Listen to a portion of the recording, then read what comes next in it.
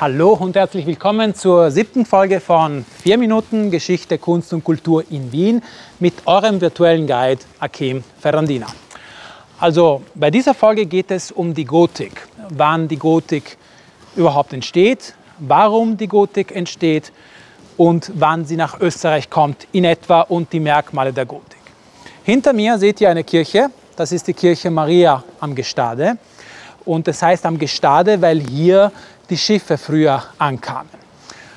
Diese Kirche ist eine relativ alte Kirche aus dem 12. Jahrhundert, Anfang des 12. Jahrhunderts. Wir haben hier romanische Merkmale, aber gotische, sehr viele gotische Merkmale.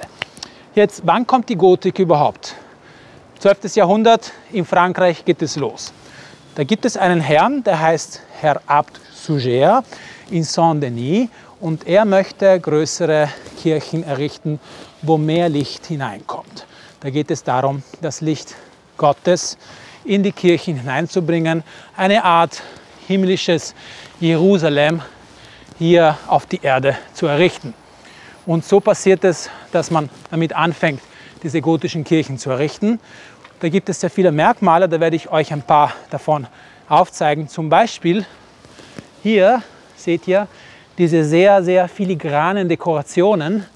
Man nennt das auch Fiale, die Wasserspeier, typisch. Und drüben seht ihr eine Darstellung, also was die Malerei betrifft.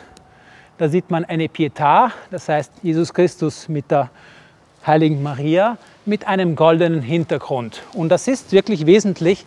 Man hat damals versucht, mit diesem goldenen Hintergrund diese Szene in einer Art Paralleluniversum außerhalb des Ortes, außerhalb der Zeit zu setzen, weil das eben Szenen waren, die in Verbindung mit Jesus Christus, Maria und den Heiligen natürlich zu tun hatten. Wir gehen jetzt hier weiter hinein und ihr fangt schon mal an zu sehen, da drüben seht ihr den Turm mit dieser durchbrochenen Spitze, eben sehr filigran das Ganze, alles aus Sandstein, sehr einfach zu verarbeiten vom Material her, aber auch sehr empfindlich, was die Luftverschmutzung betrifft. Und hier sieht man, dass diese Kirche eigentlich sehr wehrhaft ist. Also wehrhaft heißt sehr, sehr stabil ist, sehr solid. Also noch nicht so gotisch, wie wir andere gotischen Kirchen aus Frankreich kennen, aber auch in Wien, zum Beispiel der Wiener Stephansdom. Und eines der wesentlichen Merkmale dieser Kirchen, also der Gotik, ist eben der Spitzbogen. Das seht ihr dann auch da oben, diese Fenster mit dem Spitzbogen. Das heißt, der Bogen ist nicht mehr rund, er ist eben spitz.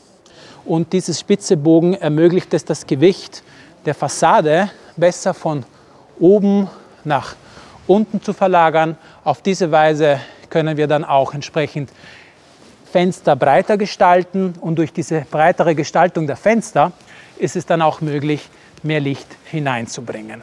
Wir kommen vielleicht in Zukunft auf all diese Thematiken zu sprechen, auch was die gotischen Fensterverglasungen betrifft, weil da gibt es auch interessante Merkmale. Nach Österreich kommt die Gotik, wie gesagt, im 12. Jahrhundert sehr früh, durch diesen Leopold III. Eigentlich durch seinen Sohn und schließlich richtig in die Entfaltung kommt erst so im 13. Jahrhundert in der spätromanischen Zeit. Also ich hoffe, dass euch diese Episode auch gut gefallen hat. Hier sieht man auch schieße Darstellungen. Hier sieht man wieder da zum Beispiel die, nennt sich das letzte Abendmahl da dargestellt. Aber vielleicht, wenn ihr mal nach Wien kommt, würde es mich freuen. Oder wenn ihr eine meiner Live-Touren bucht, können wir das Ganze ein bisschen detailreicher besprechen. Wenn es euch gefallen hat, ich hoffe ja, mir hat es gefallen, bitte einen Daumen hoch, ein paar Kommentare hinterlassen, Fragen stellen, würde mich natürlich freuen. Und wir sehen uns dann natürlich nächste Woche für die 8. Episode von 4 Minuten Geschichte, Kunst und Kultur in Wien. Ich wünsche euch alles Gute, habt Spaß im Leben, bleibt gesund. Danke, danke, danke, danke.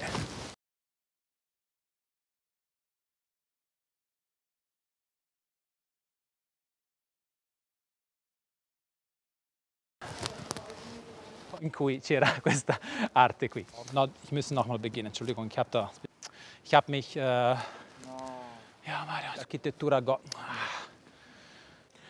hell, bei den Stufen auch kurz fahren, ja? Nein, geht nicht.